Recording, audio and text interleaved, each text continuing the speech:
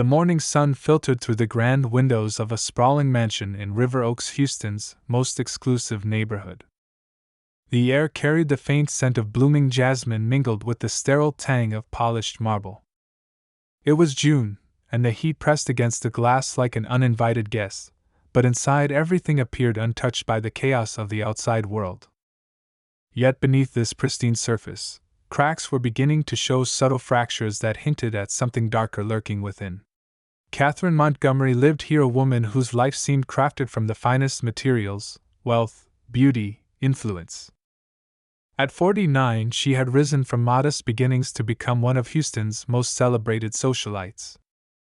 Her name graced charity boards, her face adorned magazine covers, and her parties set the standard for opulence. But behind closed doors, Katherine's existence was less about connection and more about control, a carefully choreographed performance where every detail served her insatiable need for dominance. Then there was Jake Turner, barely 18, whose world couldn't have been further removed from Katherine's gilded reality.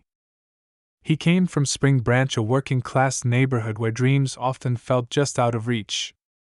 Tall, athletic, and handsome, Jake worked as a lifeguard at River Oaks Country Club to help his family make ends meet. His aspirations were simple yet profound: to attend college, build a better future, and escape the financial burdens that weighed heavily on his shoulders. To Katherine, however, he represented something else entirely: a project of possession, a pawn in her game of power.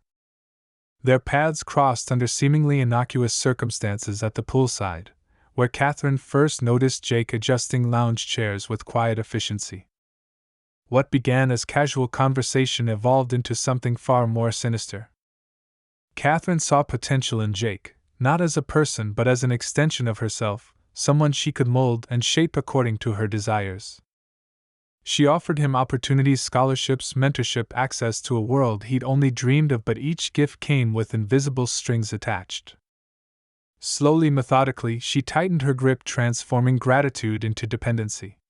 For months, their relationship unfolded in plain sight, cloaked in respectability.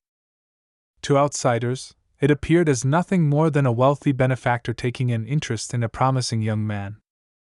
But those who looked closer might have noticed the way Jake's smile no longer reached his eyes, or how his once confident stride now faltered under the weight of unseen expectations.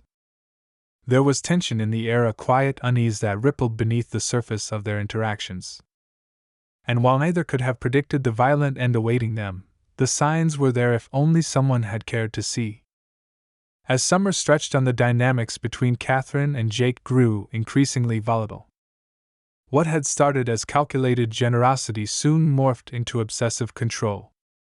Katherine's gifts became demands, her advice turned into ultimatums, and her affection masked possessiveness. She monitored his every move, his class schedule, his phone calls, even his workouts at the gym. Each intrusion chipped away at Jake's autonomy until he felt like a prisoner in his own life. Jealousy fueled much of Katherine's behavior. When she discovered Jake talking to Sophie Williams, a fellow staff member at the country club, her demeanor shifted overnight. Sophie was bright, ambitious, and shared Jake's working-class roots.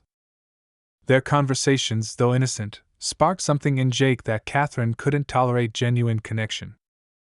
In response, Katherine escalated her tactics. She froze Jake's credit cards, threatened to revoke his scholarship, and even hinted at sabotaging Sophie's academic career if their friendship continued. The pressure mounted, suffocating Jake until rebellion simmered beneath his carefully maintained facade. External pressures compounded the strain. For Jake, the promise of a brighter future clashed with the reality of his entrapment. His parents, unaware of the full extent of Katherine's manipulation, urged him to stay grateful, to seize the opportunities she provided. Meanwhile, Katherine faced her own demons. Her stepchildren, long estranged due to her manipulative tactics during their father's illness, resented her growing obsession with younger men. Financial records revealed a pattern: scholarships disguised as charitable donations used to ensnare vulnerable young men in webs of dependency.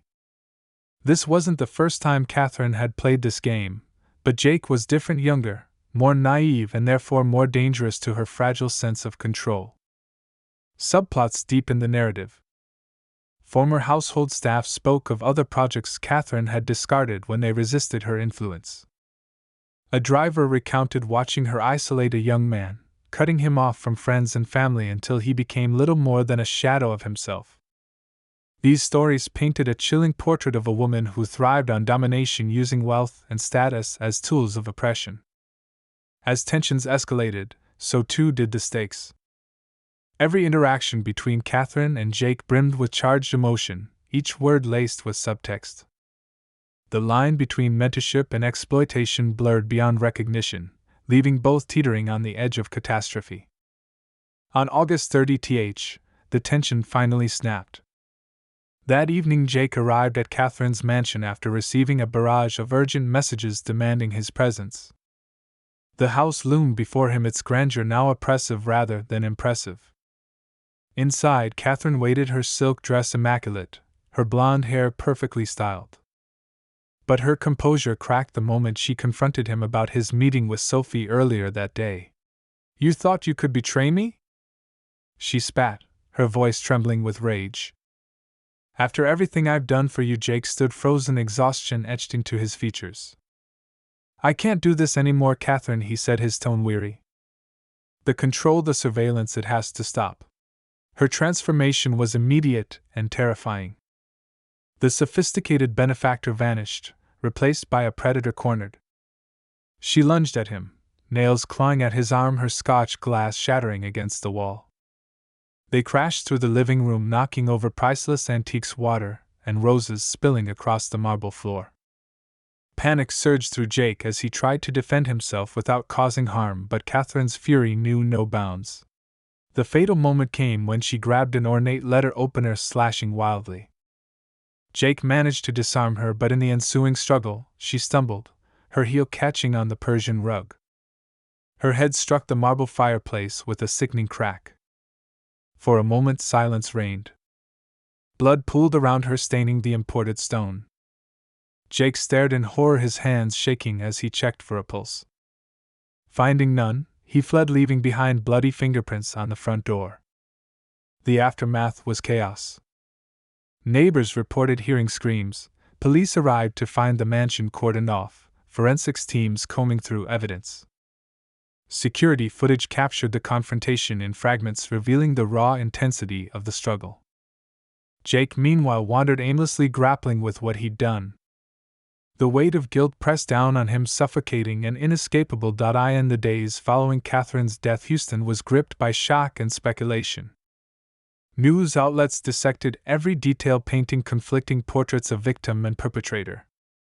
Katherine's stepchildren cooperated with investigators, providing emails and documents that exposed her manipulative nature. Former companions came forward, sharing stories of similar abuse. Meanwhile, Jake surrendered to police, accompanied by Sophie and his parents. Their faces told a story of grief, defiance, and quiet dignity. The emotional toll was immense. Jake struggled to reconcile his actions with the person he wanted to be. Sophie remained steadfast, offering support despite the scrutiny. For Katherine's family, the revelations brought a mix of relief and sorrow. They mourned the woman they once knew while grappling with the monster she had become. Public perception shifted rapidly, with many questioning whether justice could truly account for such complex circumstances. The trial concluded with Jake found guilty of involuntary manslaughter, sentenced to probation and counseling. While some argued the punishment didn't fit the crime, others saw it as acknowledgement of the psychological abuse he endured.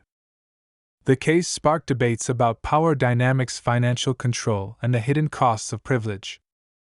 Laws changed, philanthropic organizations implemented safeguards, and communities began confronting uncomfortable truths about wealth and influence.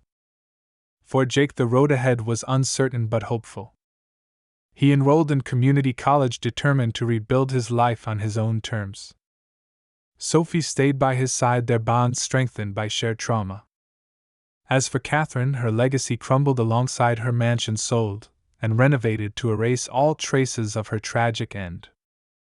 Detective Ramirez kept the case file close, a reminder of how easily power could corrupt and how vital it was to look beyond appearances to uncover the truth.